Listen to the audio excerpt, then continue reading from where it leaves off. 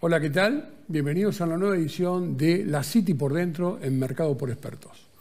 Hoy vamos a tener la visita de una economista que se dedica prácticamente a dar informes de la actualidad financiera argentina. Va a estar con nosotros, o está con nosotros, mejor dicho, Diego Martínez Bursaco. Es economista y jefe de research de InView. ¿Cómo te va, Diego? ¿Qué tal, Gustavo? Gracias por la invitación. Gracias por acompañarnos. Un placer. Como tal, y como veníamos comentándolo, está la alternativa esta de hablar un poco de lo que es la actualidad financiera y cuáles son la problemática que hoy estamos teniendo en un año complejo de esta variante y qué pasa con esta posición o alternativa de un año tan especial. Sí, digo, el mundo está bastante condicionante, todavía es una incógnita qué va a pasar con la inflación a nivel global. De hecho, los últimos datos no han sido tan positivos y por eso el mundo bursátil financiero global se ha puesto mucho más pesimista de corto plazo sobre si es necesario subir más las tasas de interés, y esto condiciona parcialmente a la Argentina. Siempre escuchamos que Argentina está desconectada del mundo, que es una realidad, ¿no? Que no tiene acceso a crédito internacional. Pero de alguna u otra manera lo que pasa afuera repercute adentro. ¿Por qué? Porque somos dependientes de precios internacionales de los commodities, de la fortaleza o no del dólar, de cómo pueden financiarse las empresas. Pero al mismo tiempo, como bien dijiste, tenemos nuestro condimento interno. ¿Sí? Condimento interno que yo este año le agrego 2 condimentos que teníamos el año pasado, más el condimento político, ¿sí? Que es algo obviamente que no se puede soslayar. Los 2 condimentos que persisten del año pasado a este año es... Uno, la escasez de dólares que tiene la Argentina, ¿sí? Para atender todos los frentes, esa escasez de dólares lo que hace es condicionar el crecimiento. Argentina tiene una elasticidad muy grande y sensibilidad de las importaciones de bienes intermedios de capital al aparato productivo y, en definitiva, a la actividad económica. Y 2, el déficit fiscal, que obliga muchas veces a generar emisión monetaria para financiarlo.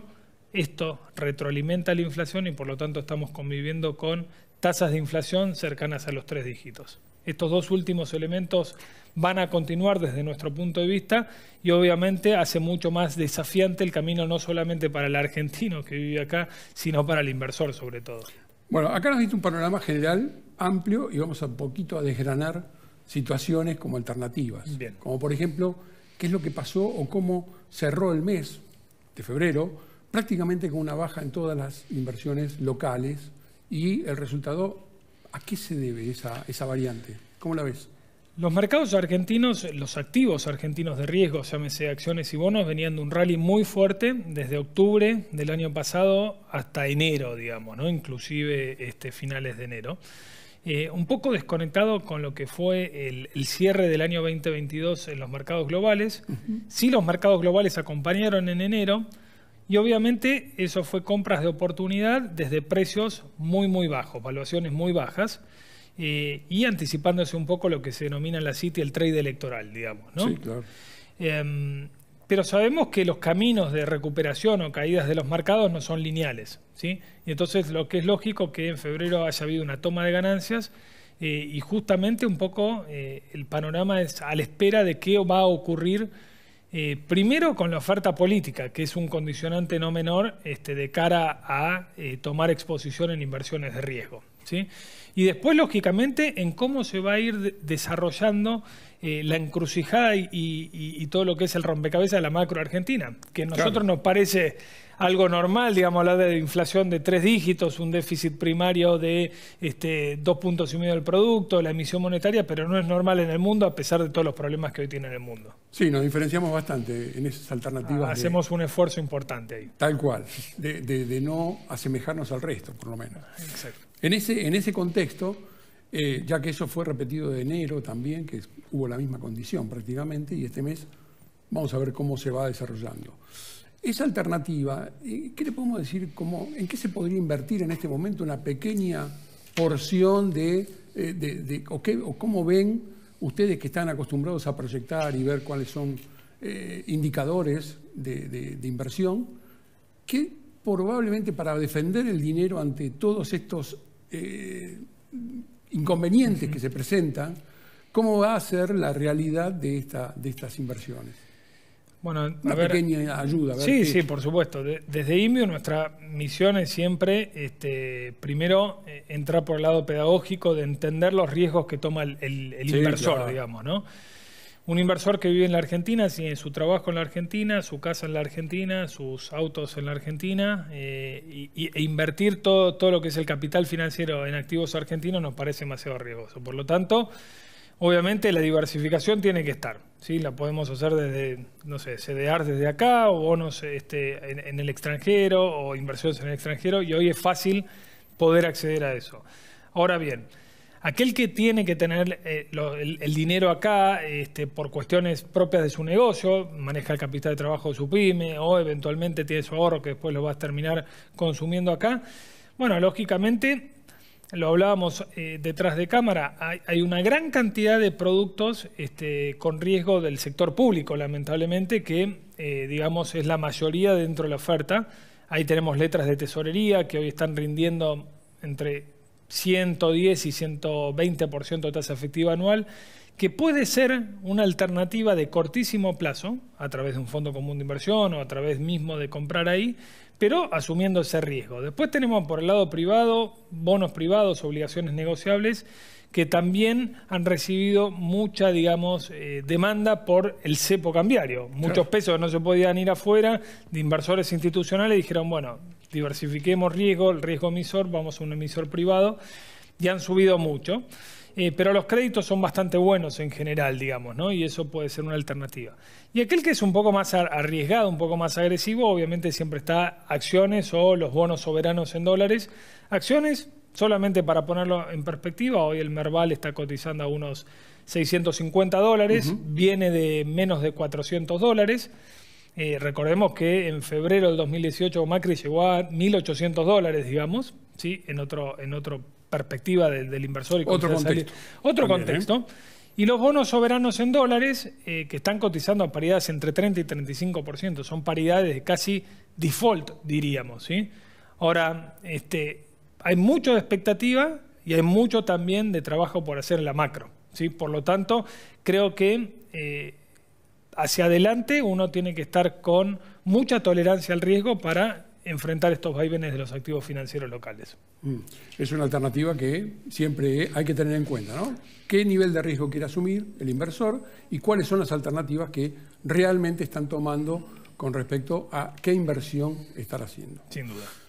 Respecto al dólar, estos valores del dólar, cuando vos tenés un grado de inflación importante y que los valores hoy tenés una diversidad entre el dólar comercial y el resto, ¿vos creés que se puede mantener por mucho tiempo el tema de la brecha? Y por otro lado, el dólar, si lo tomamos los dólares financieros, tiene una diferencia bastante marcada con respecto a las condiciones del dólar comercial, ¿no? Y eso está implicando distintas variables que no son las más cómodas de tener distintos valores. Y eso, ¿cómo sigue? ¿O cómo lo ves en el mediano plazo, donde hay elecciones de por medio? Sí, a ver, la brecha del 90% claramente lo que hace es poner sobre la mesa los problemas de la Argentina, digamos, ¿no? Al dólar oficial de 195, 200 pesos, prácticamente la oferta de dólares es inexistente. Es decir, muchos agentes de la economía que tienen dólares no están dispuestos a vender ese peso, claramente. Y entonces esa brecha, a mi entender, va a continuar, porque la escasez de dólares va a continuar durante todo el 2023, lo que va a llevar a discrecionalidad en la aprobación de importaciones, como estuvimos viendo en los últimos meses, y hay baja expectativa de que se genere algún shock de ingreso de dólares que cambie esto, digamos, mientras siga esa gran distorsión entre el dólar financiero libre, que es el mercado de capitales, contra el dólar oficial que rige el comercio exterior. Ahora bien, la pregunta es, con una inflación que puede estar apuntando entre 85, 90, 95% para este año, lo que debemos pensar es no quedar atrapados en la nominalidad, porque si nosotros proyectamos eso, digamos, ¿no? Claro, para el valor del dólar, claro.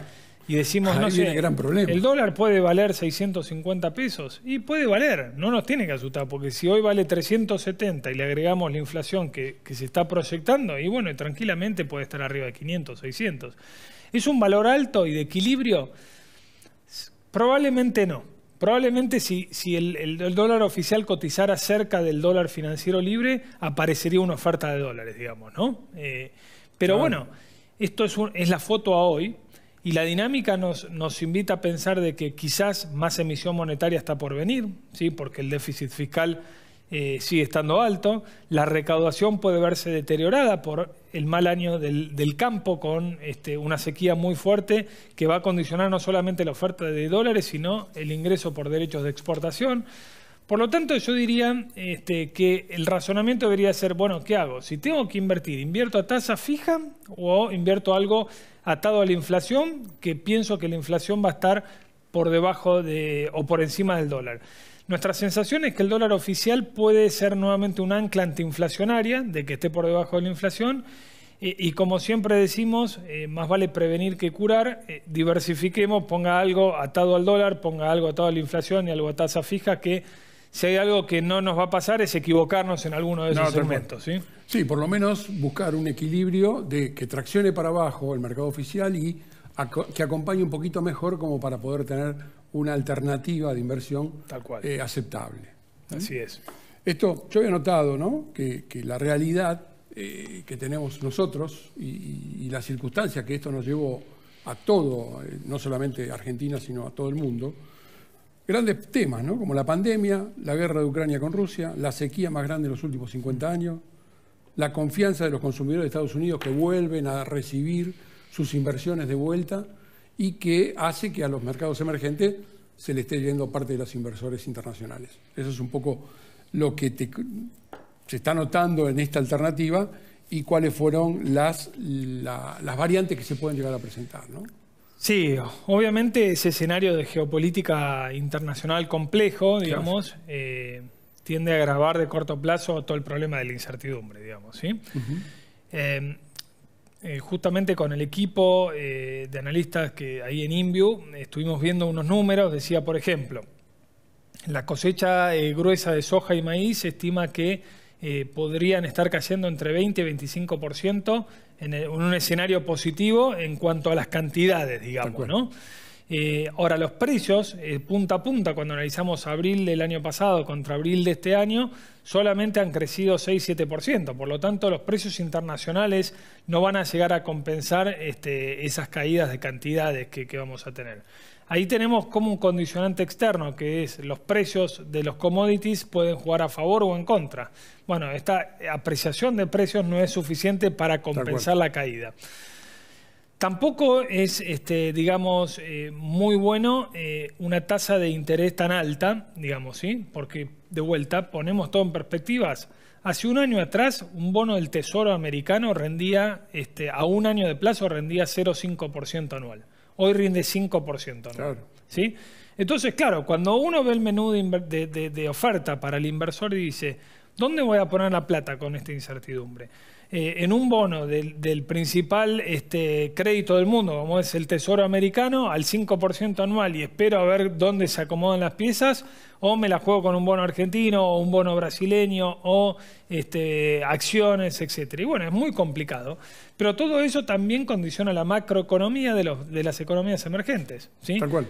Porque Estados Unidos funciona como una aspiradora global de la liquidez, ¿sí? Nos guste o no, todavía prevalece el dólar fuerte como moneda de refugio de valor, y de ahí vimos que el euro cayó a niveles casi de paridad contra el dólar el año pasado, la libra, etcétera. Entonces, digo, hasta tanto no tengamos visibilidad de que la Reserva Federal, que es el Banco Central Americano, controla la inflación, vamos a seguir hablando de estos temas de corto plazo. Tal cual.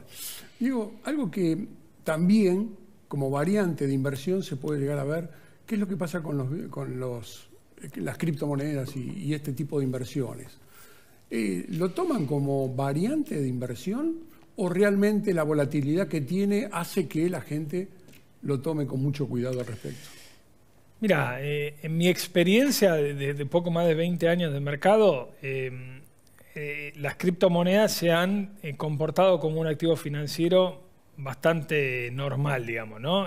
¿Qué quiero decir con esto? En el momento de auge, absolutamente todos los inversores y transeúntes, diría, te preguntaban cómo hacían para comprar, para invertir ahí, que era el futuro, la revolución, que iba a reemplazar a las monedas fiduciarias, etc.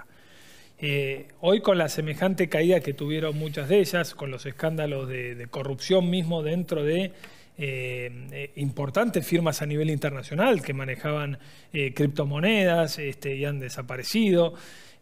Obviamente son muy pocos los que quedan justificando ese argumento, digamos, y validando esa tesis. Yo no sé dónde va a quedar las criptomonedas, o el Bitcoin o el Ethereum, que son las dos más conocidas. Claro. No sé si dentro de 15 años, 20 años van a ser las monedas que dominen el mundo. Lo que te puedo decir que como forma de inversión es como todo. Cuando baja fuertemente, todos quieren vender, y cuando sube fuertemente todos quieren comprar. Es como contraintuitivo, como pasa en cualquier activo financiero, digamos, ¿no? Lo mismo pasó con las acciones argentinas el año pasado. Con el Merval abajo de $300 nadie quería comprar porque el riesgo lógicamente es muy alto. Pero ahora con el Merval en 650, 700, hay muchos que te llaman y te preguntan, che, ¿es momento de invertir en Argentina ahora el cambio del ciclo? Y bueno, claro, mejor me reservo ahí mi opinión concreta sobre las cripto. No me siento demasiado capacitado para determinar si realmente van a cambiar el mundo de las monedas fiduciarias. Te voy a hacer la última pregunta cortita porque prácticamente se nos está acabando el tiempo. El tema de el acuerdo con el Fondo Monetario, ¿crees que puede llegar a haber alguna flexibilización o alguna refinanciación de este corto plazo que nos ve tan complicado? No, yo creo que si el Fondo Monetario no le soltó la mano, por decirlo elegantemente, a la Argentina en los años previos, digamos, no lo va a hacer en un año eleccionario. Sí creo que quizás haya una flexibilización en el margen de la meta anual de acumulación de reservas, por todo lo que hablamos anteriormente. Es muy difícil que el Banco Central pueda cumplir con esa meta. Lo que sí lo veo inflexible es en no modificar las metas ni monetarias ni de gasto fiscal, digamos, ¿no? Del déficit fiscal.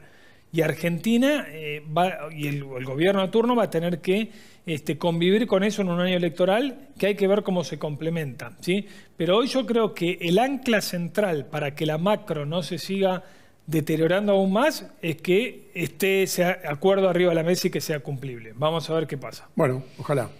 Diego, se nos acaba el tiempo. Bueno, un placer. Lamentablemente te tengo que invitar seguramente la próxima para que podamos seguir hablando y ayúdame a seguir reflexionando sobre estos temas económicos argentinos. Será un gusto. Gracias por la invitación. Gracias por haber venido. Por favor. Gracias por acompañarnos.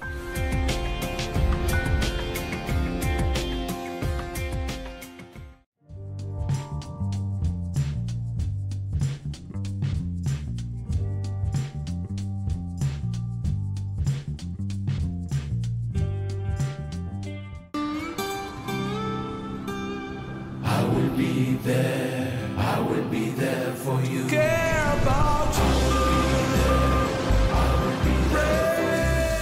En Sancor Seguros estamos junto a vos en todo momento, acompañándote. Sancor Seguros, estamos.